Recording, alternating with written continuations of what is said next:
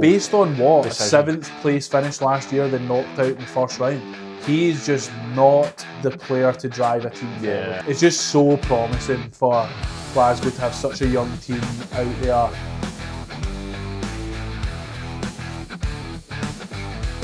Welcome back to Double Hit Rugby with myself, Rob, and Me, Harry, welcome back.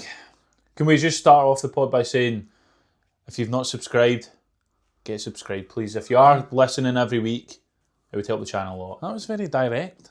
They've only just started watching. I'm getting fed up. This week we're going to be talking all things Scottish rugby. So we'll talk about Glasgow's brilliant victory against Leinster, and we'll talk about Edinburgh. Do you not already feel like there's less tension because it's not Scotland anymore? I know, but when you start thinking about the games ahead for Glasgow, you start thinking, I just think that Mouth-watering. as far as Glasgow can go, anything we get is just like an extra because of how well we played this season so far. aye, but and we'll get into this now because that game on Saturday night. So when the fixture when the teams came out, I looked at it and I was like, fuck, Leinster look strong here. Mm-hmm. That's a decent looking Leinster side. You know, you've got Kelleher, Conan, Rico Annie, RJ Snyman. Rico Annie, who's just like running in syrup, man. What the fuck? Wait, He remember used to that? be so fast. What is actually going on there? I know. You wonder, like, how's he lost? It was against Ollie Smith as well, wasn't it? Mate, Ollie Smith he had about 20 yards on him, and Ollie Smith caught him no ball. Aye. And Ollie Smith's not the fastest player in the world I was a either. wee bit disappointed in Ollie Smith not being able to catch. Was it O'Brien? No, it was the other boy. Can't remember his name. I thought he would have caught, maybe done a better effort catching him, but I suppose that's not the sort of player he is. But back But to when you looked at that Leinster team and you had, you know, Hugo Keenan's in it, Jimmy O'Brien, he's some player as well.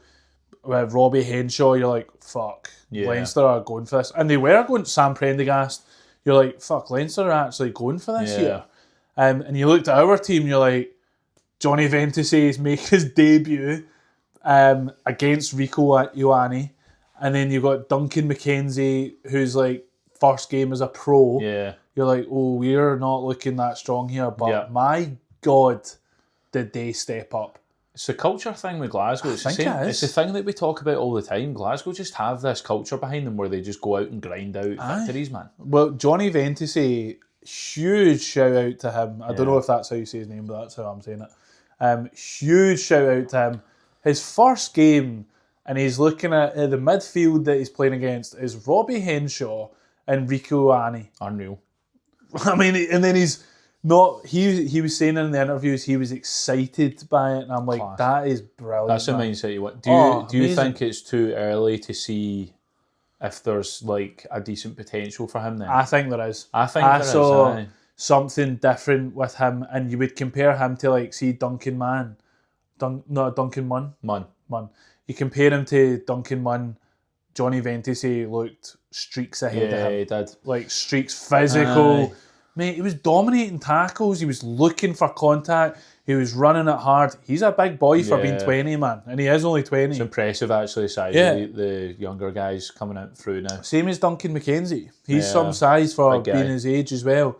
But Johnny Ventisi, for going into that game, you're like, fair play, mate. You're going into that in against the midfield, against the Leinster, and doing a number on them. Like, genuinely really impressive. Really good performance. Kyle's row try was incredible. So good. Might be one of the best individual try efforts I've seen in a long time. And I know that the URC and club rugby these tries do happen a wee bit more often than their international, but not like that. That one was special, man. It was. We said this months ago about Kyle Rowe. Just his footballing ability. Yeah. He's constant. He just like has a skill level which is far beyond so many other players. He's constantly looking for the next play after he breaks the line, and when he burnt O'Brien on the outside, and then he just puts that chip through perfect, and then jots it down. You're like, wow, that was really special. He said Prendergast nearly got him at the end. He did. Aye, but then you look at it and I was like, he didn't hit you. He didn't touch you until the ball was down, you know. Oh, it was a Brilliant try. Tremendous. There was a few belters in that. George Horn's try as well was an absolute cracker. He's just such a legend for George Horn grows about 2 foot, man, when he puts on that Glasgow shirt. 2 foot and about 3 stone, man. And he gets the most feisty little motherfucker you've ever met as well. Had like 3 guys hanging off him and going over the line for that last try. Did you see the scrap at the end? Aye. George Horn like throws the ball off of one of the players. I was like, that's fucking class. Mate, Donkey Weir was I know, Donkey Weir for getting the finger up lamp, telling them off. It just feeds so much into the whole Scottish-Irish rivalry. It does. I love it. I think it's brilliant. Love it, and it's a selling point, and people are saying, like, they'll be sitting saying, "Oh, that's not rugby values." Nah, forget it. Good. That's brilliant, and it's like because you think about the narrative now that's going to be built, and for the next game that happens, you're like, "Oh, there's going to be a good build up for that." We've had quite a few comments on our socials about the Irish fans basically like there is no rivalry kind of thing, and it's like, well, why do they all act like that when they play against us then? If there's no rivalry. Oh, I think that's total rubbish. But that was cracking at the end, Adam Hastings. I don't know about that from Adam Hastings laughing as he comes off. I think Franco wouldn't be too happy about that. But I love seeing that. Yeah. Love it. I liked it. Let them fight. Let them fight. And I think as long as you don't put a big ban on it, don't let them fight and make it like a 2-week ban. That's my thing. I think they should be allowed. But one of my the standout player, man of the match, Alex Samuel. Yeah, man, bangs. He can bang. Yeah, I was a belter. But he does that all the time. Yeah. See, for his abilities, someone who's 6'9", 6'10", to get low, I'm gonna say it. He reminds me of Courtney Laws the way he can smash. That would be... How fun would that be to have a boy like him in the Scotland setup? He's only 23. Just turned 23. That's exciting. I'm like, he's got a good future ahead of him, man. Gregor Brown and him, future second. Oh, mate. But you see snippets of Samuel been doing this over the last kind of couple of years or so. But it seems like that game, he just had a perfect game. Put his marker down. Mate, he was so physical. So physical. That wasn't the only time he smashed on the line as well. It looked like every single hit he was making was like a dominant. Oh, he throws himself into contact, man. He's brilliant. He's great, like on the lineouts, and then he's talking shit after the game as well, and I'm like, love it. What was it he said? He was like, oh, they're always mouthy. So it's like good to get them back. Oh, I like it. I like the wee bit of bite against Irish because, you know, culturally they're so significant. So it's like there's nothing in it. Do you know what I mean? Like there's nothing in it. It's just a bit of competitiveness. It's good. I like it. Same with Munster. But it'll be interesting because obviously if the Champions Cup games go to plan, Leinster way back at us in our semis, but we'll need to get there first. We'll have them again. Other players, Lancaster. He's looking, strength to strength. He just looks so comfortable in that He's our number one right now. Yeah, he is. Because if he wasn't, Hastings would have started. I think it surely makes sense that Franco's just trying to give Dan Lancaster as much time as possible in the saddle because Hastings is going. Yeah. So he's driving the team. He is. Stafford McDowell had a good game as well. He's such a good player. Do you think that if Sione didn't exist, Stafford would be a better Test match player because he would be in that 12 spot? But mate, you think about Stafford. If you saw Stafford in the centre combo instead of Sione, you wouldn't be like, "Oh, that's a bad thing." No, because he has different strengths to Sione. He's so physical. His left boot's incredible. But he just embodies hard work. Yeah, Stafford. But you see, Stafford travels with the team everywhere. Yeah. He's always like that 24th man that travels because I think he's got leadership qualities. You know, he's captain every time he's in there. When the others aren't, like he captains even if Sione's in. Like so, he's obviously got the leadership qualities. Well, I know a lad that knows Stafford and played with Stafford when he was younger, and he said that he had those traits even whenever they were younger, 18, 19. He was like, you could tell he was going to go somewhere. He's a fucking massive man as well. He's 6'5", and He's physical as you like. I think Stafford's brilliant. Yeah. You know Mackenzie Duncan's story. It's growing brilliant. up without, a mum that was like was it an alcohol? She was in and out of jail. She was in addiction. And then for him to be able to channel rugby the way he has, I'm not going to say what I do, but I'm very experienced and well versed in that area. And so I know it very, very in depth what it takes for a child in amongst that to be able to harness rugby the way he has and for a vessel for good. Wow, what a story. He's definitely someone that I'd like to get a chat with at some point. His story would be inspirational and I'd love to get a chat with him at some point. Moving on, I see in your notes you put mics at Scotstoun. Oh, so it's great touch that they're putting the microphones through for the ref mic. Oh, is that what you mean? I was wondering, I was like, what's the improvement there? What, mic? Big Mike at Scotstoun. I thought it was like there's that team of mics at Scotstoun. So, they were two. Did you not notice? I thought they'd been doing that a while. Not that I've noticed, no.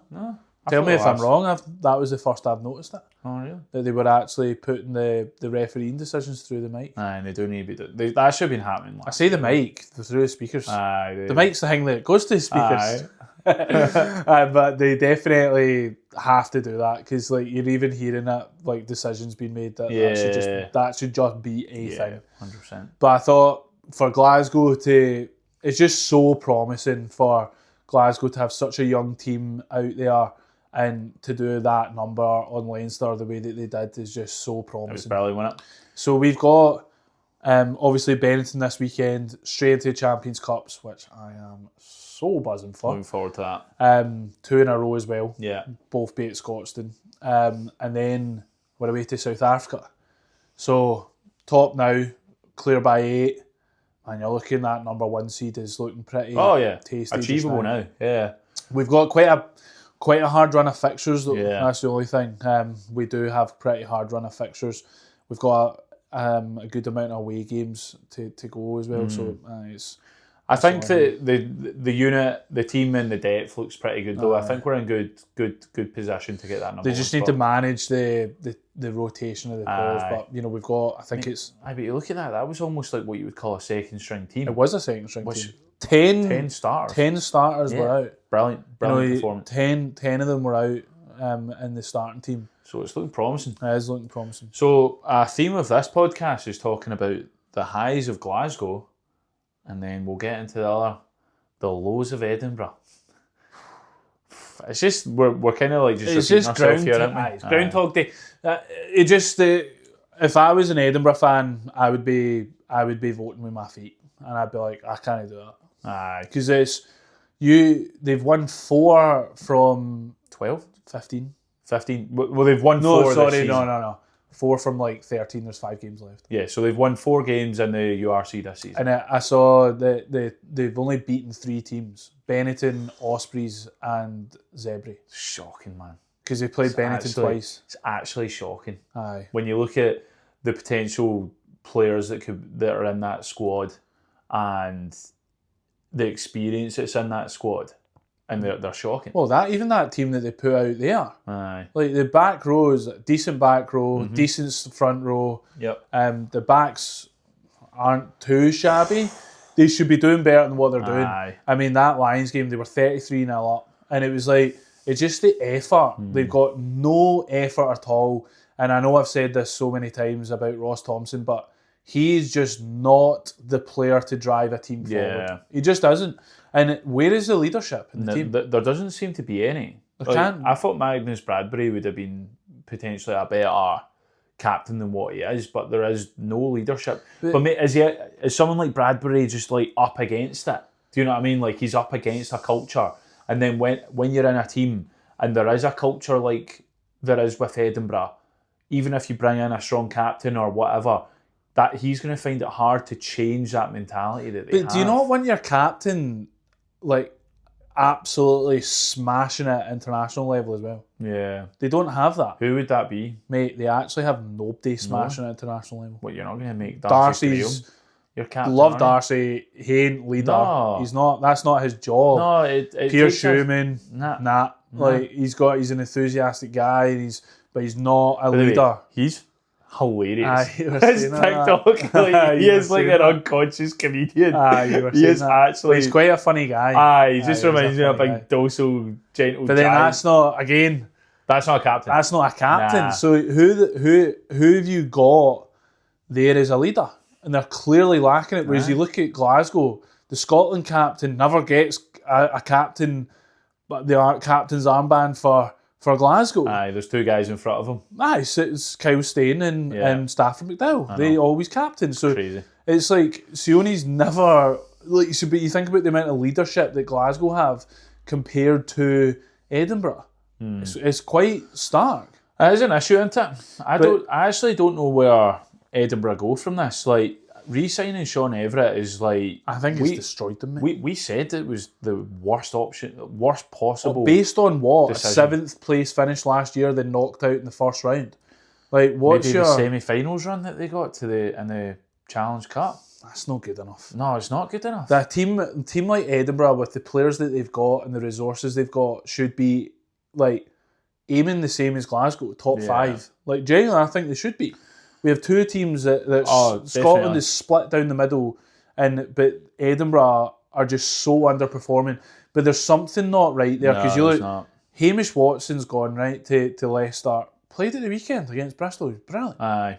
What the hell is going on? There's some... What is going on there? concerning, actually. Yes, but Hamish Watson was a player of the Six Nations not that long ago. 21? 21, aye. So, it must have been 2021. It's like, how is that happening? What is going on with the management there that he's not there? How is he not able, at least around those players, to nurture them to come through? The full Ben Healy debacle as well. I don't know where Ben Healy's got qualities. Is he ever going to be a Scotland international? No. But then you're also like, he was coming over and he was like the prodigy of Ireland, wasn't he? And then he's came over and it's like, has Edinburgh just destroyed him? Well, he's off to Newcastle now. He's away to Newcastle and he's probably going to be going to La Rochelle after that. So I just wonder if there's something about man management and how the culture and ethos of the players. Because even look at like Jamie Ritchie leaving. Would he be leaving if he was like, oh, this is a really good place to be? If it was a Glasgow mentality and it was a winning culture. Aye. It's not going to get any easier for them because they've got the Stormers this weekend. Fuck, man. That could get messy. They've got Darcy's back, Gilco, and I think Ashman. But, man. They're going to get humped. Aye. Calling sorry, Pierre Schumann. I think they'll get humped. They're going to get humped. The South Africans are looking different gravy at home. Schumann's back home. He'll be hanging out with He'll his pals and that. He'll be rough. I know, he won't be care. Aye, so... looking forward. Benetton for Glasgow this weekend and... At Scottstown. At Scottstown.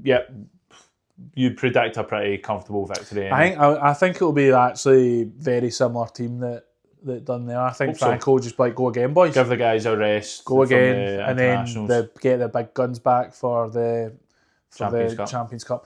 Has there been any word on Gregor Brown and Scott Cummins and Hugh Jones? You're right, actually. I've not seen anything that's came out. If anyone's seen that, let us know. Aye, because I'd be very interested to see where they are. And then Edinburgh, obviously, we're talking about Stormers there. Probably going to get humped, so... And then they've only got Leinster the week after. Brilliant, man. I honestly, and this sounds so horrible and cynical, but the worse they do, I think the better to try and get rid of Sean Everett. He has to go. But it's like, obviously they've replaced all the coaches, but it's like, is that actually fixing this? Let's talk about a previous Edinburgh coach. What absolute amazing news, Mike Blair, off to the All Blacks attack coach. Unbelievable. Like, probably one of the best jobs you can get. Yeah. Like, what is bigger than that? Probably... outside of a head coach role, the defensive coach at South Africa. Yeah. That's like the same gravy as the attack coach the at All Blacks. Attack is their main thing. It's like got international credibility, like Americans and stuff like that will know who the All Blacks are down to the way that they play. And to have a Scottish guy going over there to... Unbelievable. To be bringing them forward with that, it's amazing to see. And it's good for Scottish rugby because hopefully one day it's not our talent that comes back. Well, you would really hope he comes back, but obviously Mike Blair left because just like mental health wasn't great around being that head coach role.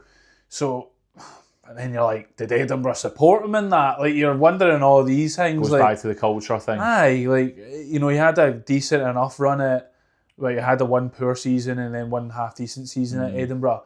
But you're like, again, how was he nurtured? Because if a coach is going over there to then be the head coach, the head attack coach at the All Blacks, shit, he must be legit. There's something that it's been seen there. Obviously, it would be Dave Rennie's decision to have that, and there's obviously that Scottish connection there. Obviously, Mike Blair was Dave Rennie's attack coach at Glasgow, and then he went to the Edinburgh to take the head coach role there. But you just think, how have we lost that talent? How come he needs to go and follow Dave Rennie around the world? Obviously, the thing about Scotland is that Gregor does the attack there. Yeah. So there's not a role, and then Franco does the attack for Glasgow, and then if Franco went into the Scotland role, you think Franco's does the attack again. Yeah. And with the way Glasgow attack, you'd be like, crack on, son. 100%. But brilliant for Scottish rugby to have him in that position. Be exciting to see it, actually. Where he goes and how... Just see what he does with New Zealand. It's going to be exciting to see. It can only benefit Scotland. Oh yeah, 100%. It's going to be exciting to see, so looking forward to it. Definitely. Anything else? I think the only talking about signings, obviously reported this week, Jamie Batty's away to Bath as well. Mm-hmm. So now the amount of Glasgow players that are gone, Batty, Dempsey, Hugh Jones, Adam Hastings. Who's coming in? Gonna have to start making some moves pretty quickly, aren't we? They must make... It's also pretty early to start worrying about these sorts of things. I think maybe that should be getting done I can imagine soon. there's stuff getting done in the background. I wonder if we're going to hear that there's going to be a couple of big signings coming our way. I think we need a replacement number 8. Because even it didn't look great for Valano as well, coming off. Like, he was having a cracker of a game as well. But that didn't look great for him coming off. So you're like, right, we're going to lack a bit of depth in number 8 position. We're going to need to get a number 10. And then again, the number 10 is not going to be a superstar signing. I think Dan Lancaster's going to get keys. They need to get someone recognised though. Yeah. They need a decent 10. I keep saying Fergus Burke, that would be amazing, but it's not going to happen. I don't even think he's been going well for Saracens. Well, man. Saracens, if they're not, there's something going on there as they're well. looking shite as well, man. But then with a centre, you can't be saying, oh, Hugh Jones is going and Johnny Ventisey, who's 20, is now you're going to be a replacement. We need another centre. And the back three's pretty light. So you're like, we need to get replacements coming through here for these positions. Way out, see. Hopefully we see something big coming out of it. But anyway, that's us for this week. So thank you for joining us. Like we said, give us a wee subscribe. And if you've made it this far, what you have for dinner tonight? Don't know, man. The missus is on it.